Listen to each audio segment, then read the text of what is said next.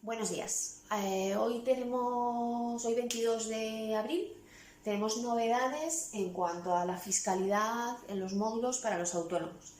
Entonces, voy a explicar un poquito la situación porque a veces incluso los mismos autónomos tienen muy claro qué significa estar en estimación objetiva, en módulos. Entonces, en estimación objetiva en módulos, lo que consiste es que el Estado, la propia agencia tributaria, nos calcula nuestro rendimiento neto. Es decir, ellos calculan cuánto deberíamos de ganar, ¿vale? Cuál debería ser nuestra diferencia entre ingresos y gastos en función a las condiciones de nuestro negocio. ¿En qué se fijan? Pues por ejemplo, en un comercio, que es el ejemplo que voy a seguir más o menos esta mañana, se fijan en el personal asalariado que tenemos, los trabajadores, el personal no asalariado, es decir, el autónomo, su cónyuge, quien no esté asalariado en la actividad, y por ejemplo, los metros cuadrados de local. O, por ejemplo, en un bar, y la potencia eléctrica, ¿no? Con consumo de potencia eléctrica. En un bar, por ejemplo, se fijan cuántas mesas tenemos, si tenemos máquinas recreativas, si tenemos de qué tipo, A o B. Es decir, no es lo mismo tener una tragaperras que un futbolín, ¿de acuerdo? No nos da los mismos ingresos y los mismos rendimientos. Y con todo ese cálculo, la agencia tributaria nos dice cuánto deberíamos de ganar. ¿Lo ganemos o no lo ganemos? ¿De acuerdo? En estimación objetiva, en módulos. Vale.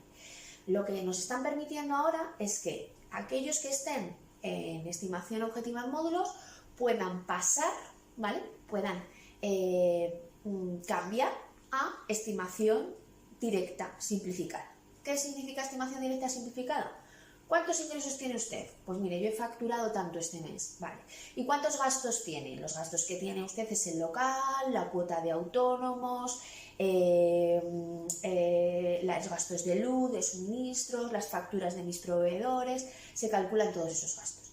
En la situación que estamos ahora mismo de estado de alarma, los ingresos en casi todos los establecimientos han disminuido muchísimo o están a cero, dependiendo de si estamos en actividades esenciales o no, pero los gastos los gastos fijos siguen siendo los mismos. Si tenemos trabajadores siguen siendo los mismos, si estamos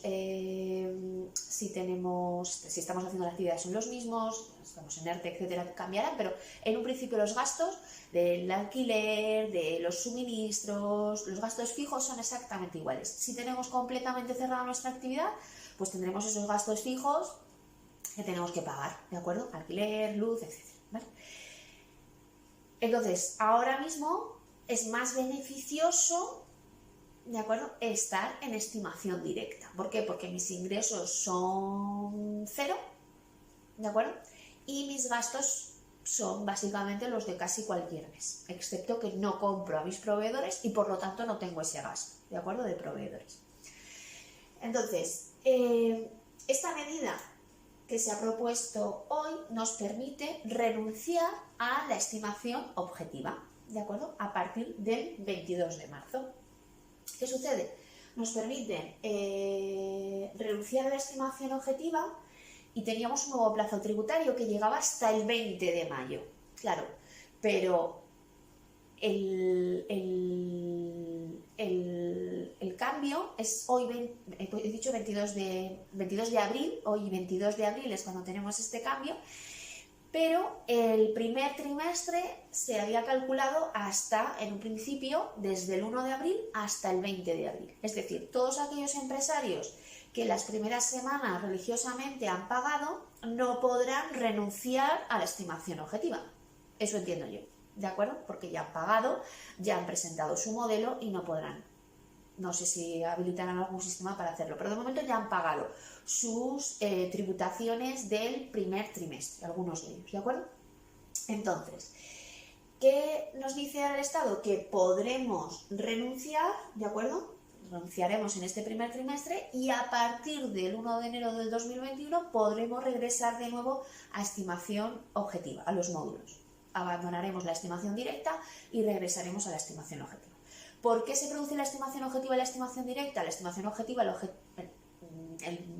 el por qué, la razón de ser, es que los autónomos muchas veces ¿vale? Yo suelo llamar la contabilidad de cuaderno, o la zona oficina está colocada en el salpicadero de la furgoneta. Es decir, allí tienen un montón de facturas repartidas, a veces algunos no llevan control sobre esa facturación y optan por la estimación objetiva porque es mucho más simple.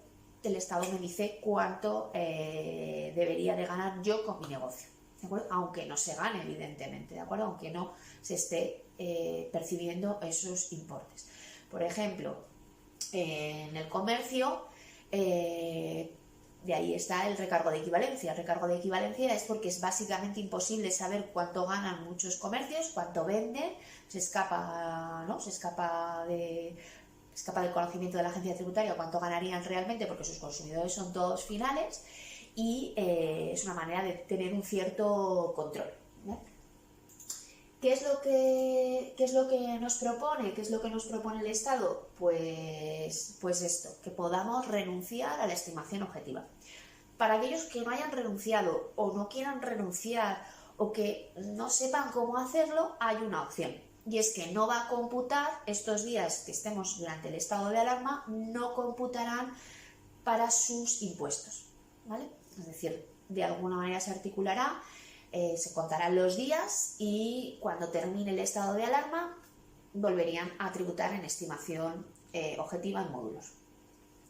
¿Qué sucede realmente? Pues que hay muchos autónomos que no van a poder optar por la estimación directa, pues porque no saben gestionar todo el tema tributario y o ya han pagado este primer trimestre y como vuelven hacia atrás, y lo que va a suceder es que cuando se levante el estado de alarma, ¿en qué situación estaremos?